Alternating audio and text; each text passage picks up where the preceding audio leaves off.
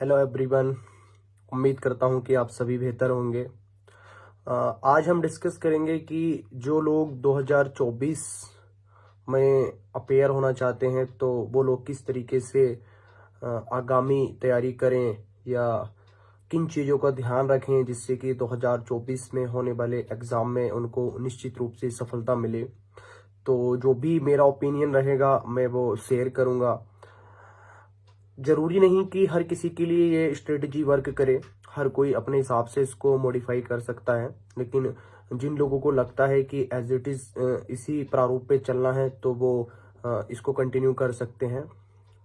तो जैसे 2024 के एग्ज़ाम की डेट आई गई है और मई में प्रीलिम्स एग्ज़ाम होने वाला है और अभी अगस्त का महीना चल रहा है और आज 19 अगस्त है। तो हमारी कोशिश क्या रहनी चाहिए, किन चीज़ों का हमें ध्यान रखना चाहिए। तो मेरा मानना ये है कि अगर आप एग्ज़ाम देने के लिए जा रहे हैं और प्रीलिम्स एग्ज़ाम जो कि मई में होने वाला है और उसमें आप सफलता प्राप्त करना चाहते हैं तो सबसे ज़्यादा ज़रूरी है कि आप पहले मेंस के सिलेबस को एक बार कंप्लीट कर लीजिएगा। मेंस का सिलेबस एनी हाउ कैसे भी करके दिसंबर एंड या ज़्यादा से ज़्यादा मिड जनवरी तक आप ख़त्म कीजिएगा, क्योंकि जिस तरीके से प्रीलिम्स का पेपर आ रहा है, जितना डायनेमिक होता जा रहा है, तो मुझे ऐसा लगता है कि उसके लिए अब वक्त है कि समय ज़्यादा दिया जाए। बहुत सारे लोग होंगे आपके आसपास जो बोलते होंगे कि 3 महीने बहुत हैं, 3.5 महीने बहुत होते हैं। तो मेरा मानना यह है कि हर किसी के सोचने का तरीका अलग होता है और कुछ ऐसे लोग होते हैं जो कंटिन्यू प्रीलिम्स में अच्छा करते हैं, तो उनके लिए हो सकता है कि वो 2 महीने भी पढ़ें तो प्रीलिम्स निकाल लें, 2.5 महीने भी पढ़ें तो प्रीलिम्स निकाल लें। लेकिन अगर आपको प्रीलिम्स निकालने में दिक्कत हो रही है और आप कंटिन्यू 1 से 2 बार फेल हो चुके हैं या आप पहली बार देने के लिए जा रहे हैं, तो बेहतर होगा कि चीज़ों को ज़्यादा से ज़्यादा रिवाइज करके जाएं, हम बेहतर तरीके से पढ़कर जाएं ताकि एग्ज़ाम में याद रहे। तो मेरा सजेशन रहेगा कि कैसे भी करके 15 जनवरी तक आप चीज़ें ख़त्म कर लें। उसके ज़्यादा अगर आप करेंगे तो प्रीलिम्स के लिए कम वक्त बचेगा।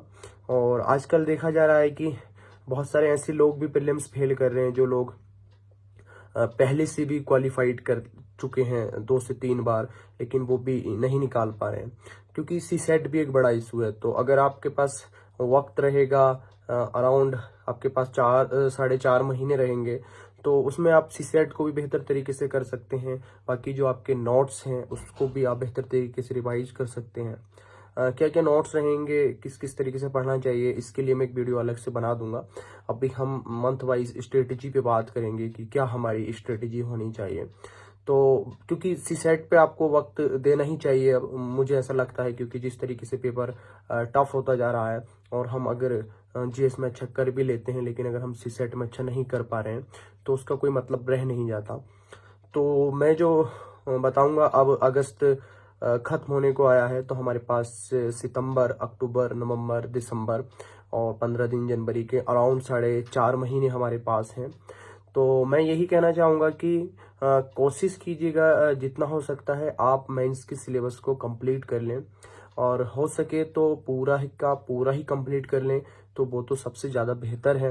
अगर आप पूरा कंप्लीट कर पाने की स्थिति में नहीं है, आपको लगता है कि इन 4.5 महीने या अराउंड 5 महीने अगर हम 2-3 दिन बाद से भी स्टार्ट करेंगे कि नहीं कर पाऊंगा, तो कुछ ऐसे सब्जेक्ट जैसे कि इंटरनल सिक्योरिटी है, डिजास्टर मैनेजमेंट है, सोसाइटी है, इन पार्ट्स को आप छोड़ सकते हैं।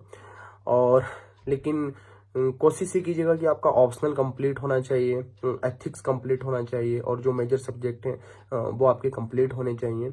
और उससे भी बेहतर ये रहेगा कि आप जो भी ये सब्जेक्ट मैंने बोले हैं, ये जो भी मेंस का सिलेबस है, अगर वो आपका अक्टूबर एंडिंग तक खत्म हो जा रहा है या मिड नवंबर तक खत्म हो जा रहा है तो काफ़ी अच्छी बात है।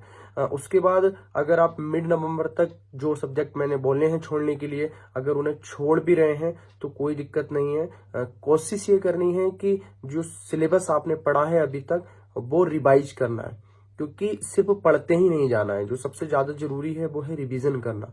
तो कैसे भी करके 15 अक्टूबर तक आप अपने जो मेंस का सिलेबस है उसको कंप्लीट कीजिएगा जितना भी हो सकता है। अगर कुछ सब्जेक्ट नहीं हो पा रहे हैं तो छोड़ दीजिएगा। आप ये मत सोचिएगा कि आप 15 जनवरी तक सिलेबस कंप्लीट कर लेंगे, तो आप सिलेबस तो कंप्लीट कर लेंगे, लेकिन अगर आप रिवाइज नहीं कर पा रहे हैं तो फिर कोई महत्व नहीं रह जाता है। तो मेरा जो मानना है वो ये है कि आप 15 अक्टूबर तक या 15-20 5-10 दिन और एक्सटेंड कर सकते हैं।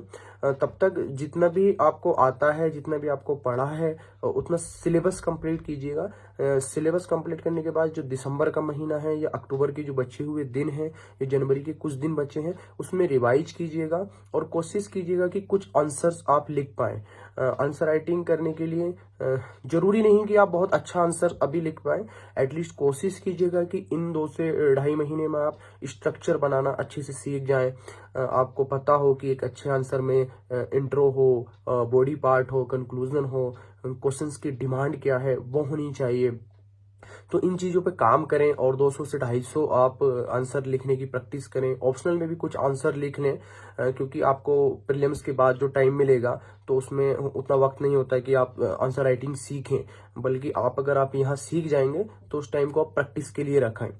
और उसके लिए आप बेहतर होगा कि डेली बेस्ड पे बहुत सारे प्रोग्राम चलते हैं जहां आप डेली 5 से 6 क्वेश्चंस डेली लिख सकते हैं, या 2 से 3 क्वेश्चंस डेली लिख सकते हैं। वो आप अपने हिसाब से देख सकते हैं। बहुत सारे टेलीग्राम पे भी कुछ ऐसे ग्रुप हैं जहां पे आप अपने आंसर को चेक करा सकते हैं।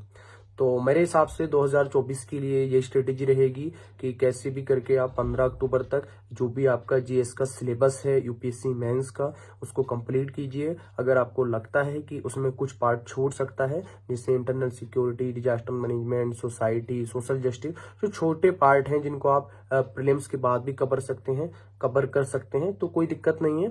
बट आपको रिवीजन करना है। आप ये मत सोचिएगा कि मैं इन सारे सब्जेक्टों को भी खत्म करूं और 15 जनवरी तक सिलेबस खत्म कर लूं। सिर्फ खत्म करने से कुछ नहीं होगा, रिवीजन ज्यादा इंपॉर्टेंट है। तो जो अक्टूबर के बाद से टाइम रहेगा उसमें आप रिवाइज कीजिएगा और 15 जनवरी के आसपास आप प्रीलिम्स की तैयारी स्टार्ट कर दीजिएगा। प्रीलिम्स की तैयारी कैसे करनी है इसके लिए मैं एक वीडियो अलग से बना दूंगा। माइंस के लिए मैंने ये स्ट्रेटेजी आपको बता दी है।